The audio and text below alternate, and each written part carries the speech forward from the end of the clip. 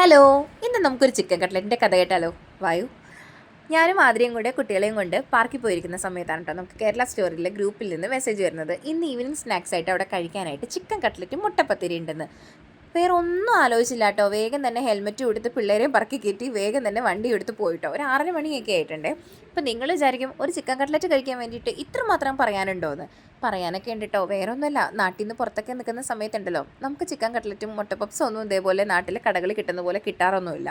പിന്നെ ഒരു സമൂസയൊക്കെ കിട്ടും. ആ സമൂസയൊക്കെ ആണെങ്കിൽ നിറച്ച് പെരുംജീരകവും ഉരുളക്കിഴങ്ങ് കുത്തി നിറച്ചതും കുറേ മല്ലിയിലയും മാത്രമായിട്ട് ഉണ്ടാവുള്ളൂ. ആ ടേസ്റ്റോ കാര്യങ്ങളോ ഒന്നും തന്നെ കിട്ടില്ല. കഴിഞ്ഞ ഒരാഴ്ചയും ഇതേപോലെ ചിക്കൻ കട്ട്ലറ്റാന്ന് പറഞ്ഞപ്പോൾ ഞങ്ങൾക്ക് വളരെയധികം ഞങ്ങൾ ആഗ്രഹിച്ചിരുന്നതാണ്. പക്ഷെ നമുക്കത് കിട്ടിയില്ല, തീർന്നു പോയിരുന്നു കേട്ടോ. പിന്നെ തീർന്നു പോണതിന് മുന്നേ വേഗം തന്നെ ഞങ്ങൾ പോയതാണ് കേട്ടോ.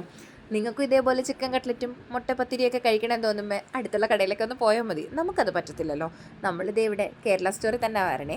അപ്പം ഞങ്ങളങ്ങനെ വേഗം തന്നെ കേരള സ്റ്റോറിലെത്തി. സാധനം തീർന്നൊന്നും പോയിട്ടുണ്ടായിരുന്നില്ല കേട്ടോ, കുറച്ചുണ്ടായിരുന്നു. കുറച്ച് റേറ്റ് കൂടുതലാണ്. എനിക്ക് തോന്നുന്നു നാട്ടിലേക്കാളും കുറച്ച് റേറ്റ് എന്തായാലും ഉണ്ടാവുമല്ലോ. കുട്ടികൾ രണ്ടുപേരാണെങ്കിൽ അതിനകത്ത് കയറി കഴിഞ്ഞാൽ വേഗം തന്നെ ലോലിപോപ്പും പിടിച്ചോണ്ടിരിക്കും കേട്ടോ. അപ്പോൾ അവരവിടെ ഇരുന്ന് ലോലിപോപ്പൊക്കെ എടുത്ത് കഴിക്കുമായിരുന്നു.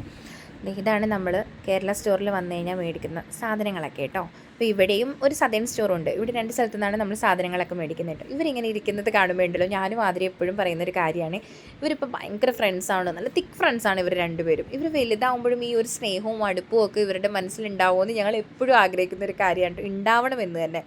അപ്പോൾ നമ്മുടെ ചിക്കൻ കട്ട്ലറ്റും മുട്ടപ്പത്തിരി അവിടെ ഇരിക്കുന്നു. കൂടാതെ എന്താ കുറേ ചിപ്സൊക്കെ ഇരിക്കുന്നുണ്ട് കേട്ടോ. ഡ്രൈ ഫ്രൂട്ട്സ് ഒരുപാട് ഐറ്റംസ് ഉണ്ട് കേട്ടോ ഇവിടെ. നാട്ടിലത്തെ വെച്ച് നോക്കുമ്പോൾ അത്യാവശ്യം നല്ല വിലയും ഉണ്ട്. പിന്നെ ഈ ചിപ്സ് ഒന്നും നമ്മളധികം കഴിക്കാറില്ല കേട്ടോ.